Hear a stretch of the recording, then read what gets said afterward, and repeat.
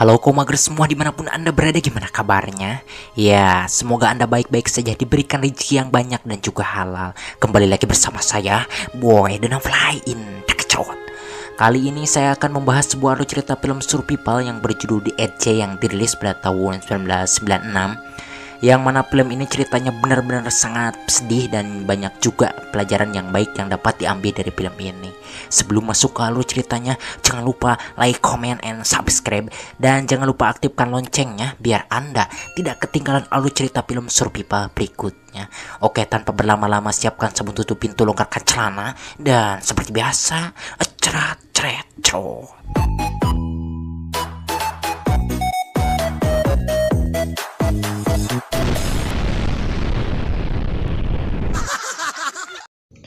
Film dimulai.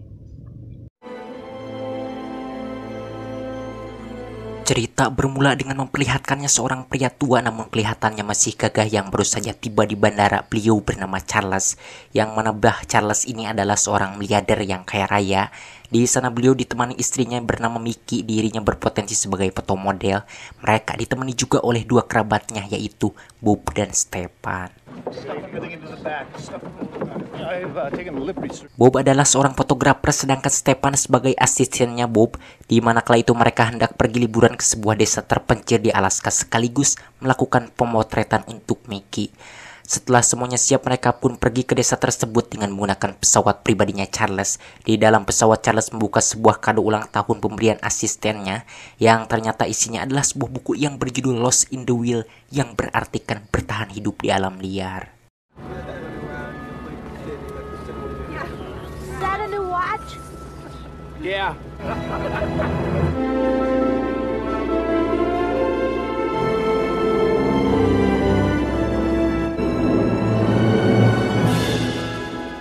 Beberapa jam kemudian, akhirnya mereka sampai ke desa tersebut. Di sana mereka sudah disambut oleh seorang abah-abah bernama Gibson, yang ternyata Bah Gibson ini adalah pemilik penginapan yang mereka sewa. Di sana Bah Gibson menyambut mereka dengan ramah, kemudian mempersilahkannya untuk masuk. Setelah berada di dalam, Bob melihat sebuah foto klasik. Dirinya merasa tertarik dengan foto tersebut. Hey, Steven. Yeah. Lalu Bob menanyakan siapa orang yang ada di foto tersebut. Bah Gibson pun menjelaskan bahwa orang yang ada di foto itu adalah temannya yang bernama Jack Hawk. Dia adalah seorang pemburu beruang, dan Gibson juga memberitahu kepada mereka bahwa di sana ada beruang yang sering mengganggu. Maka dari itu, mereka yang ada di sana jangan menyisakan makanan karena dapat mengundang beruang tersebut datang ke tempat itu. Listen up, folks. We got a problem with food uncovered. Anybody's in trouble, on a June bug. Now, make yourself... Di mana pada malam harinya Charles yang mana kala itu hendak membuatkan sandwich untuk istrinya, tiba-tiba pintu keluar terbuka dengan sendirinya, membuat beliau ketakutan, kemudian mendekati pintu tersebut dan langsung menutupnya. Setelah itu, Charles pun segera membuat sandwich dengan buru-buru. Namun ketika beliau membuka pintu, dirinya dibuat terkejut dan juga ketakutan, hampir kencing di celana ketika melihat seekor beruang yang besar yang sangat mengerikan ada di lowong pintu, yang ternyata itu adalah Bob yang menyamar. Rupanya mereka sengaja membuat kejutan tersebut untuk Charles karena malam itu tepat hari ulang tahunnya. Happy birthday, dear Charles.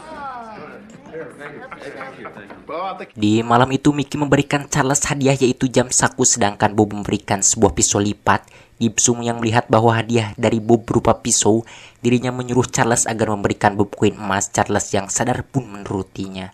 Di mana menurut kepercayaan nenek moyang mereka, jika seorang sahabat memberikan hadiah berupa pisau lipat itu menandakan bahwa persahabatan mereka akan putus. Maka untuk mencegahnya hal itu terjadi, seseorang yang diberinya harus memberikannya koin. Give him a coin. Thank you, Bob. Setelah selesai mengucapkan selamat, mereka pun segera tidur karena besok pagi mereka akan bekerja, yakni melakukan pemotretan untuk Mickey. Happy birthday to you. Thank you. Keesokan harinya terlihat Mickey sedang melakukan pemotretan dengan Bob. Dari kejauhan Charles memperhatikan tingkah laku sang istri saat itu kelihatannya begitu mesra dengan Bob. Dari sinilah beliau mulai curiga kepada Mickey dan Bob. What are the divine rights? right. Yeah, your left ain't bad either, but Rose is Rose. Setelah selesai pemotretan, Bob mengalami sedikit masalah karena salah seorang tim kerjanya tidak dapat membawa sepatunya ke sana dikarenakan sakit. Spontan Bob marah kepada Stepan dan akhirnya mereka pun berunding. Tanpa sengaja di ruang itu Bob melihat foto sang pemburu yakni Jack Hawk, di mana foto tersebut membuat Bob terilhami ingin menjadikan Jack Hawk untuk foto model mereka. That guy. Kemudian Bob menanyakan keberadaan Jack Hawk kepada Gibson. Gibson pun menjawab dia berada di kabin utara berjarak sekitar 80 mil dari tempat mereka. Mendengar hal itu, Bob kembali bertanya apakah Jack Hawk bisa dihubungi. Namun Gibson menjawab bahwa Jack Hawk itu tidak punya telepon ataupun radio. Akan tetapi Bob tetap dengan pendiriannya, yakni ingin menjadikan Jack Hawk untuk model mereka. Dirinya pun nekat mau menemui Jack. Hey, come on. Let's go get him. We lose the light.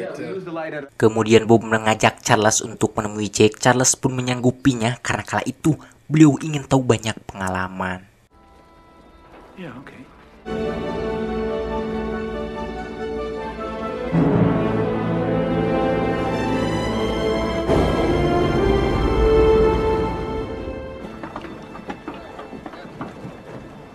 Setelah sampai di tempat tujuan, mereka tidak bertemu dengan Jack. Di sana mereka hanya menemukan selembar tulisan yang berisikan pesan Jack saat itu sedang berburu di danau Big Bass, jaraknya 20 mil dari tempat tersebut.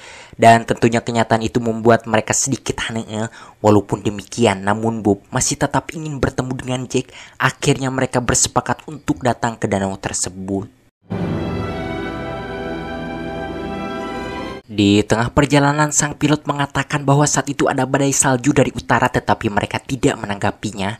Bob malah bertanya kepada Charles menyinggung soal istrinya. Charles yang sudah curiga kepada Bob dan istrinya yang kemungkinan mereka mempunyai hubungan gelap, saat itu juga mengungkapkan kekesalannya.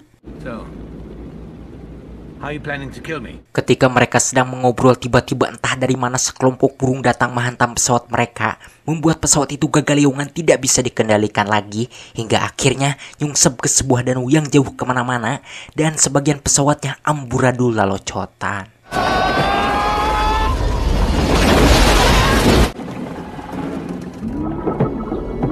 Dalam kondisi sangat kawar semacam itu, Bob segera menyelamatkan diri dan mau menolong sang pilot. Namun naasnya pilotnya sudah tidak bernyawa, sementara Charles beliau menolong Stepan yang hampir sekarat karena tidak bisa melepaskan sabuk pengamannya. Di sana Charles juga tidak lupa mengambil tasnya yang berisikan suar. Namun sialnya buku pemberian asistennya jatuh, kemudian mereka membawanya Stepan ke tepi danau.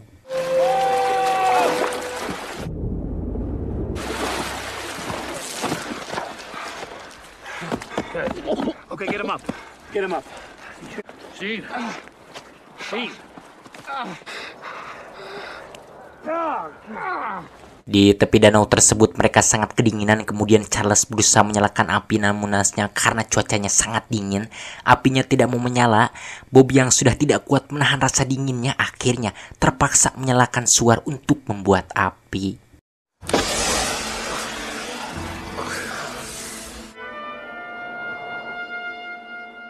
Keesokan harinya Charles mencoba membuat kompas menggunakan jarum yang digosokkan pada lengan bajunya supaya menghasilkan magnet lalu ditempelkan di selembar daun yang berada di permukaan air. Setelah dicoba, usahanya pun tidak sia-sia.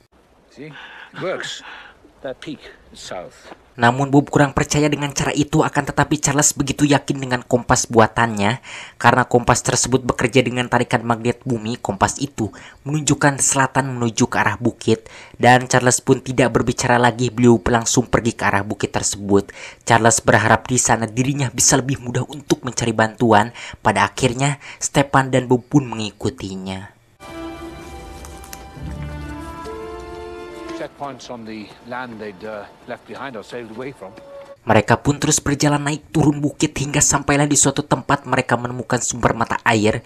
Kemudian mereka beristirahat sejenak. Di sana Charles kembali menyinggung Bob yang ingin membunuh beliau demi mendapatkan istrinya. Bob pun membantah tuduhan tersebut. Bob mengatakan bahwa dirinya dekat dengan Mickey itu hanya urusan kerja. Charles, baby. We work together. Namun Charles tidak percaya dengan alasan Bob. Beliau mengetahui bahwa Bob ingin memanfaatkan istrinya demi merebut harta kekayaannya Charles. Beruntungnya perselisihan itu tidak berlanjut. Kemudian mereka kembali meneruskan perjalanannya. Dalam perjalanan, Bob terus mengoceh membahas masalah tadi. Bob mengatakan pada Charles bahwa sebenarnya Mickey mau menjadi istri Charles itu hanya karena melihat dengan kekayaan yang dimilikinya. Namun ketika mereka sedang mengobrol, tiba-tiba datang seekor beruang besar menghalangi jalannya mereka.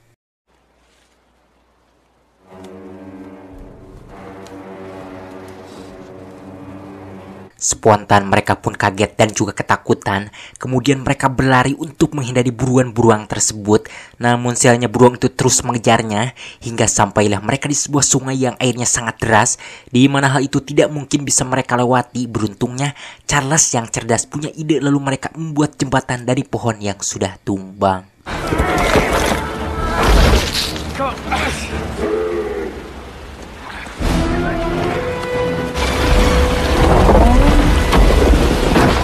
Kemudian Stefan melewati jembatan itu disusul dengan Bob. Saat giliran Charles, naasnya beruang itu sudah sampai di sana. Lalu beruang tersebut mengenik-ngenik jembatannya, membuat Charles terjatuh ke bawah sungai dan hampir saja mati terbawa arus. Beruntungnya Bob segera menolongnya hingga akhirnya Charles pun bisa terselamatkan. Setelah itu mereka kembali melanjutkan perjalanannya.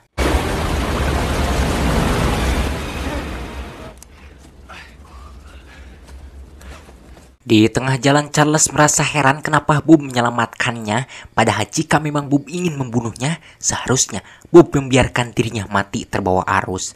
Mendengar hal itu, Bob sambil bercanda mengatakan bahwa dia tidak mungkin membunuhnya selagi Stefan ada di sana, kecuali dia membunuh Stefan terlebih dahulu.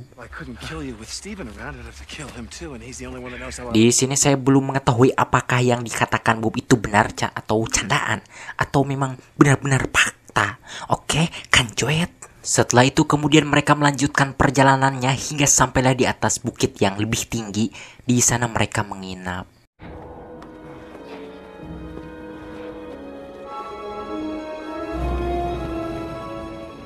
Malam pun berlalu, di mana paginya mereka kembali melakukan perjalanan. Setelah mereka berjalan cukup jauh, sialnya ternyata mereka malah kembali lagi ke tempat yang sebelumnya. Dan tentunya hal itu membuat Bob kukulutus kepada Charles. Sementara Stefan yang melihat fakta demikian, dirinya sangat ketakutan karena takut jika mereka tidak bisa pulang dan mati kelaparan di sana. See this?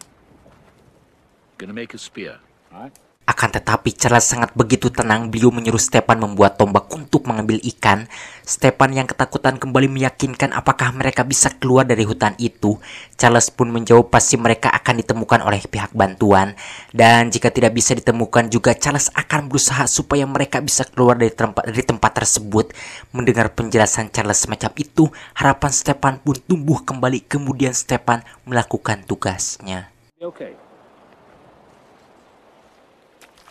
Sedangkan Charles, beliau mengumpulkan kayu bakar, lalu Bob marah dan menghampirinya. Bob mengatakan bahwa Charles itu orang penting, kenapa tidak ada orang yang mencarinya? Mendengar hal itu Charles pun kesal. Beliau menjawab apakah kita hanya berdiam saja menunggu bantuan tanpa usaha, kecuali mau mati kelaparan di sana. Mendengar hal itu Bob pun sadar apa yang dikatakan Charles itu memang benar.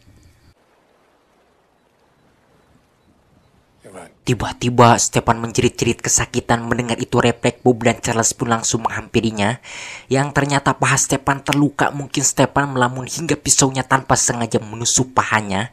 Di sana Charles pun mengikat luka Stefan dengan kain yang ada di lehernya. Kemudian merobek celana Stefan yang berlumur darah. Lalu menyuruh Bob agar menguburkan sobekan celana tersebut karena ditakutkan darah itu tercium oleh beruang tadi dan mengakibatkan datang ke sana. Fire. Di mana pada malamnya hujan turun begitu deras membuat mereka kedinginan. Terlihat di sana Charles dan Bob sedang mengobrol membicarakan tujuan mereka selanjutnya. Ketika Charles menunjukkan arah tujuan mereka tanpa sengaja, Charles melihat celana Stefan tergantung di ranting pohon. Rupanya Bob tidak menuruti perintahnya. Tentunya hal itu membuat Charles marah kepada Bob. Ketika mereka sedang beradu argumen pararea omong, ya benar saja beruang yang pernah ditemunya itu datang ke sana karena mencium darah tersebut dan langsung menyerang Stefan.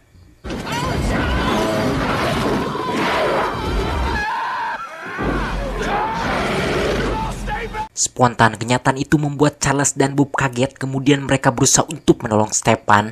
Namun sialnya beruang itu bukan tandingan mereka. Akhirnya dengan terpaksa Charles dan Bob pun mundur meninggalkan tempat tersebut dengan perasaan yang sangat sedih karena tidak bisa menolong Stefan. Hari demi hari telah berjalan namun belum juga ada bantuan yang menolong mereka. Agar tidak kelaparan, di sana Charles dan Bob memasang jebakan untuk menangkap tupai. Usaha mereka pun berhasil.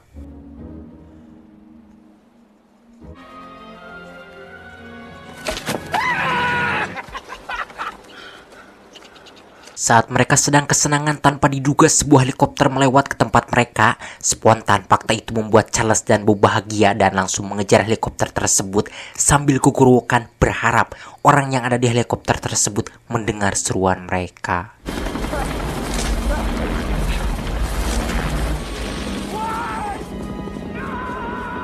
Namun naasnya helikopter itu tidak melihat dan mendengar sedikit pun seruan mereka, dan tentunya kenyataan tersebut membuat Charles dan Bob sedih. Di sini begonya si Bob malah marah kepada Charles mengingat Charles orang penting, tapi kenapa belum ada juga orang yang mencari menyelamatkan mereka? Money's folk, isn't it? You fucking make me sick. I mean, what puts you off? Jew? Maybe we were right to let people like you. We can't think they'd come back? No. Melihat tingkah Bob yang cengeng, Charles tetap sabar. Beliau terus berusaha membujuk Bob agar jangan berputus asa. Akhirnya Bob pun sadar dan menerima kenyataan yang harus dijalaninya.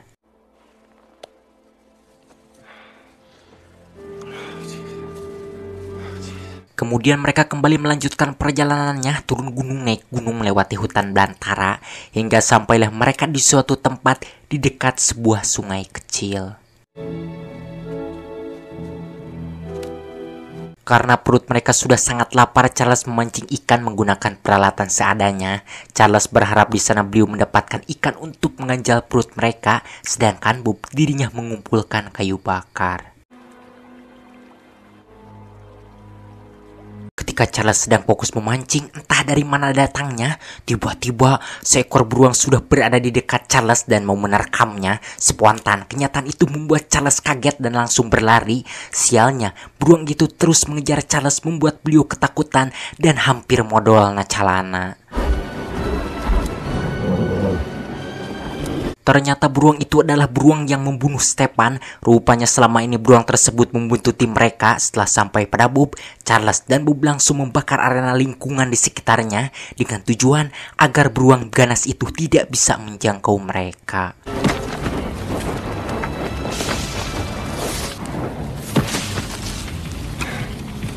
Namun hingga malam beruang itu tetap mengincar mereka, membuat mereka tidak bisa mencari isi perut.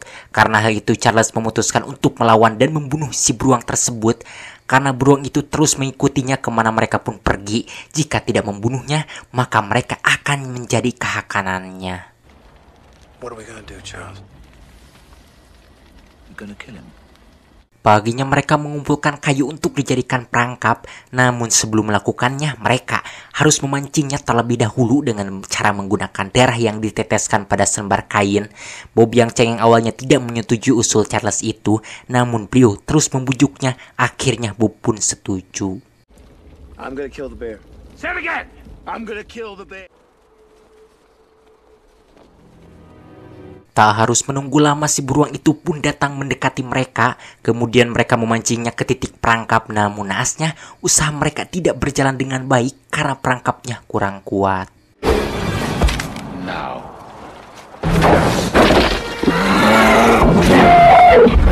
Melihat rencana A tidak berhasil, mereka pun berlari membawanya ke sungai. Di sanalah mereka mulai menyerang si beruang itu dengan tumbak yang telah dipersiapkan sebelumnya. Dan terjadilah pertarungan antara manusia dan hewan dengan ragot.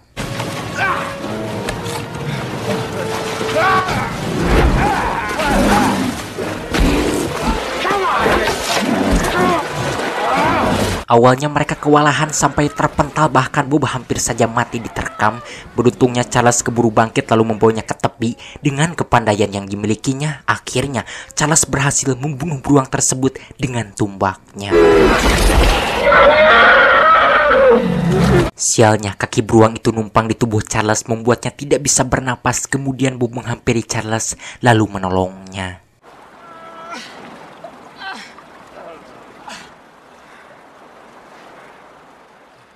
Setelah itu mereka menyisit beruang tersebut dan memakan dagingnya, sementara kulitnya mereka jadikan baju mengingat kala itu musim dingin. Setelah melihat arah dari jarum jam, mereka pun kembali melanjutkan perjalanannya sesuai arah yang ditunjukkan jarum jamnya.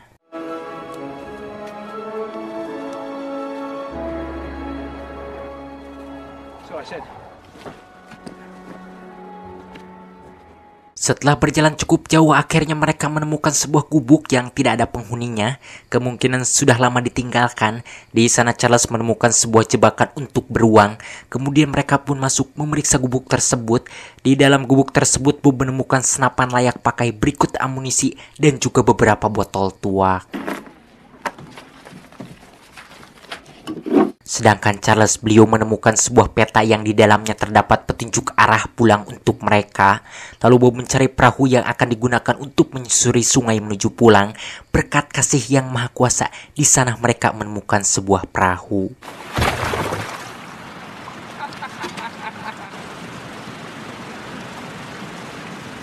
Di mana Charles kala itu akan membuat air teh, namun ketika mau menyalakan kayu bakar tak sengaja beliau menemukan secuil kertas di dalam kotak pisau yang diberikan Bob, yang ternyata itu bon pembelian jam tangan yang dipakai oleh Bob, dan di dalamnya juga terdapat tulisan kata-kata manis untuk Bob dari istrinya.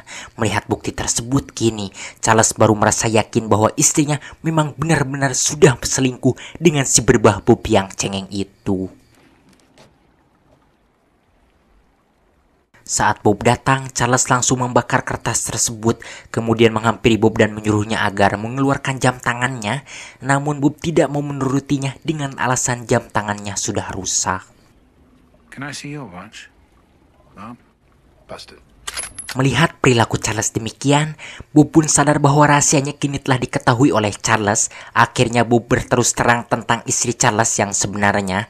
Bob mengatakan bahwa Mickey mau dinikahi itu karena Charles kaya raya. Mickey sebenarnya hanya ingin memanfaatkan harta Charles saja. Buktinya Mickey selingkuh dengannya. Why torture yourself? Kemudian Bob memaksa Charles dipaksa keluar dari gubuk tersebut yang tak lain Bob akan membunuhnya. Charles mengetahui hal itu bersikap tenang dan menyuruh Bob agar jangan melakukan perbuatan keji seperti itu. Akan tetapi Bob kekeh ingin membunuhnya. Dan ketika pelatut mau ditarik, Bob malah digebros karena liang jebakan beruang. Lebok si anjing tukang ranyet. Charles, don't!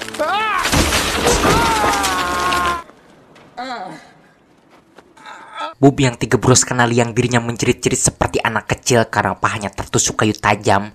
Walaupun Charles mengetahui bahwa Bob orang jahat yang hampir menghilangkan nyawanya, akan tetapi melihat keadaan Bob yang menyedihkan seperti itu, Charles tidak tega, kemudian menolongnya dan membawanya ke gubuk. Masih adakah di dunia ini orang yang semacam Charles? Saya rasa sudah jarang sekali.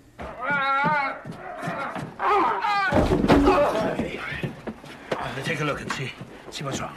Di sana Charles pun berusaha sebisa mungkin menolong Bob, namun nampaknya luka Bob sangat serius mengeluarkan banyak darah hingga membuat Bob pingsan. Melihat kondisi Bob semakin memburuk, akhirnya Charles pun terpaksa membawa Bob pergi meninggalkan tempat itu, menyusuri sungai menggunakan perahu yang ditemukannya tadi.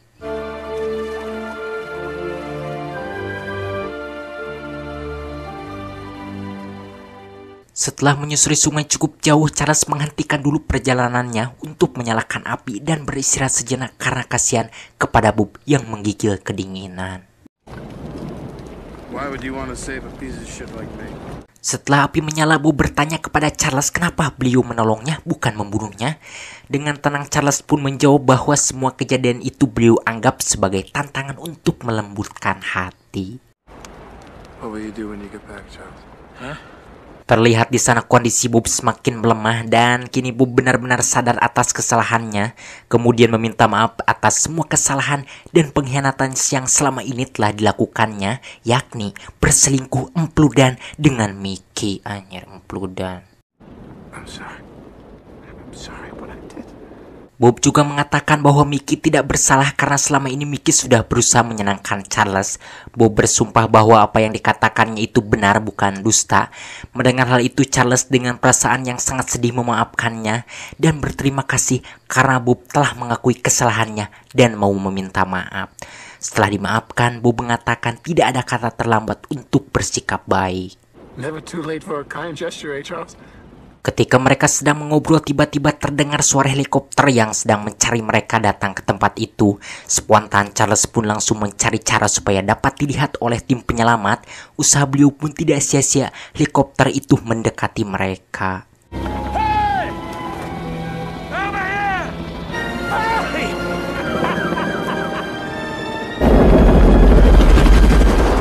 Namun sayangnya Bob yang saat itu sudah tidak kuat lagi untuk bertahan hidup, dirinya tewas di tempat itu. Melihat Bob telah mati, Charles sangat sedih. Setelah itu kemudian Charles pulang ke penginapan Gibson. Di sana beliau sudah disambut oleh banyak orang dan juga wartawan. Jack Hawk pun terlihat sudah berada di sana.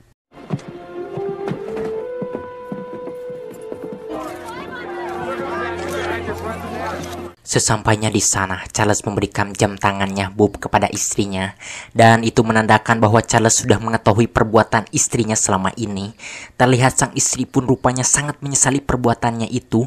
Sementara para wartawan bertanya apa yang sudah terjadi pada kedua kerabatnya itu, dan beliau menjawab dengan perasaan yang sangat sedih, mereka mati karena menyelamatkan nyawa dirinya. Padahal pada faktanya Charles lah yang telah berusaha menyelamatkan nyawa mereka.